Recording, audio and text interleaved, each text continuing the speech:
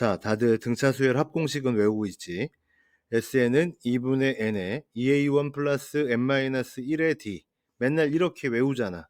근데 이걸 n에 대해서 다시 한번 전개해 볼게. 식을 n에 대한 내림차순으로 묶어보면 말이야. 2분의 dn 제곱 그리고 플러스 블라블라 n. 이렇게 정리가 된다고. 봐봐. 이거 몇 차식이야? 그래, n에 대한 2차식이지. 근데 아주 중요한 특징이 있어. 뒤에 상수가 있어 없어? 없지? 상수항이 없는 완벽한 n에 대한 2차 함수라는 거야. 상수항이 없다는 게 무슨 뜻이냐면 이 수열의 합을 함수로 확장해서 그렸을 때 반드시 원점, 즉 0,0을 지난다는 소리야.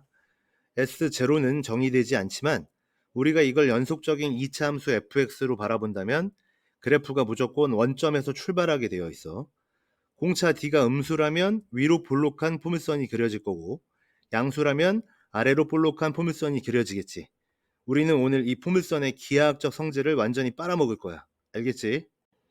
물론 수열은 자연수만 대입하는 거니까 실제 수열의 합 S에는 이 포물선 위에 얹혀있는 점들의 집합이야. n이 1일 때, 2일 때, 3일 때 이렇게 점들이 콕콕콕 찍히는 거지. 하지만 이 점들은 아무렇게나 찍히는 게 아니라 우리가 방금 그린 이 완벽한 대칭성을 가진 포물선의 궤적을 그대로 따라가게 되어 있어. 그러니까 이 포물선의 성질을 이용하면 수열의 성질도 그대로 파악할 수 있다는 거지. 이게 바로 기하학적 관점의 시작이야. 이차 함수에서 가장 중요한 게 뭐라고 생각해? 대칭성, 그리고 그 대칭의 기준이 되는 대칭축이지. 이 대칭축을 기준으로 좌우로 같은 거리만큼 떨어진 점들은 함수값, 즉 SN의 값이 완벽하게 똑같아. 봐봐. 대칭축에서 왼쪽으로 한 칸, 오른쪽으로 한 칸 가면 높이가 정확히 일치하지. 두 칸 가도 마찬가지야. 이 대칭성이란 무기가 등차 수열의 한 문제를 풀 때 얼마나 대단한 효율을 발휘하는지 이제 보여줄게. 자, 머리를 조금만 써보자. 만약에 위로 볼록한 포물선이 있어. 여기서 연속된 여러 개의 항을 더할 건데 그 합을 가장 크게 만들고 싶어. 그럼 상식적으로 어떤 항들을 골라야 할까? 당연히 저 꼭대기, 즉 대칭축 근처에 있는 가장 높은 녀석들을 골라 담아야 합이 최대가 되겠지. 저 밑에 떨어져 있는 작은 값들을 더해봤자 도움이 안 되잖아. 가장 높은 곳을 중심으로 똘똘 뭉쳐야 한다고. 이거 아주 당연한 직관이잖아. 그치? 특히 더해야 하는 항의 개수가 홀수계라면 상황은 훨씬 더 아름다워져.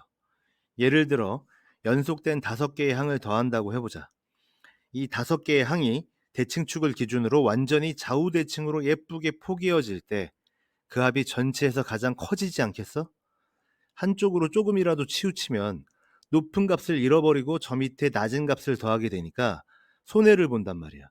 그러니까 정중앙에 있는 항이 대칭축에 딱 걸쳐야 해. 이걸 공식으로 정리해 줄게. 연속된 2k 플러스 1개, 그러니까 홀수계의 항 Sm부터 Sm 플러스 2k까지의 합이 최대가 되려면 어떻게 해야 하느냐?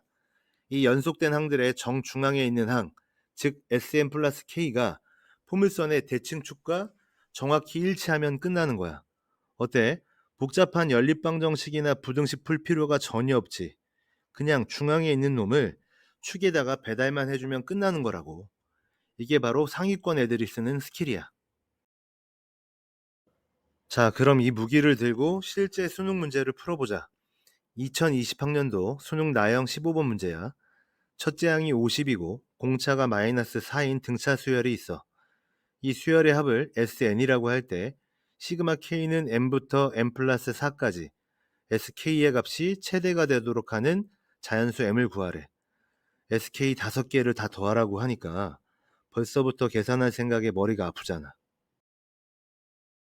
이거 SN을 구한 다음에 시그마식에 넣어서 공식대로 풀면 그럼 M에 대한 3차식이 나오거든. 그걸 또 미분해가지고 극대값 찾고 난리를 친다고. 시험장에서 그러고 있으면 시간 다 가고 계산 실수해서 틀리기 십상이야. 우리는 절대 그렇게 안 풀어. 방금 배운 2차 함수의 대칭성, 이거 하나로 3초 만에 끝내버릴 거야. 잘 봐. 먼저 SN의 식을 세워보자. 첫째 항이 50이고 공차가 마이너스 4니까 SN은 마이너스 2n 제곱 플러스 52n이 되지. 이걸 인수분해하면 마이너스 2n에 n 마이너스 26이잖아. 자, 이 포물선의 x절편이 뭐야? 0이랑 26이지. 그럼 대칭축은 어디겠어? 0과 26의 딱 한가운데인 n은 13. 축이 13이라는 게 그냥 눈으로 바로 나오잖아? 맞지? 자, 이제 마지막 퍼즐만 맞추면 돼. 우리가 더해야 하는 게 SM부터 SM 플러스 4까지 총 5개의 항이야. 홀수계 맞지? 그럼 이 5개의 항의 정중앙에 있는 항이 누구야? 그래, 세 번째 항인 SM 플러스 2지. 이 한가운데 녀석이 방금 구한 대칭축 13에 딱 배달되면 끝나는 거야. 즉 m 플러스 2는 13이다. 따라서 m은 11. 어때? 복잡해 보이던 문제가 식 한 줄로 풀려버렸지. 이게 바로 통찰의 힘이야. 수학을 잘한다는 건 남들보다 계산을 빠르게 하는 게 아니야. 남들이 복잡한 계산에 갇혀 있을 때 문제의 본질을 꿰뚫어 보고 가장 우아한 길을 찾아내는 거지. 등차 수열의 합은 이차함수다. 그리고 그 핵심은 대칭축이다. 이거 수능의 단골로 나오는 아이디어니까 머릿속에 꼭 새겨둬. 알겠지? 오늘 수업은 여기까지 할게.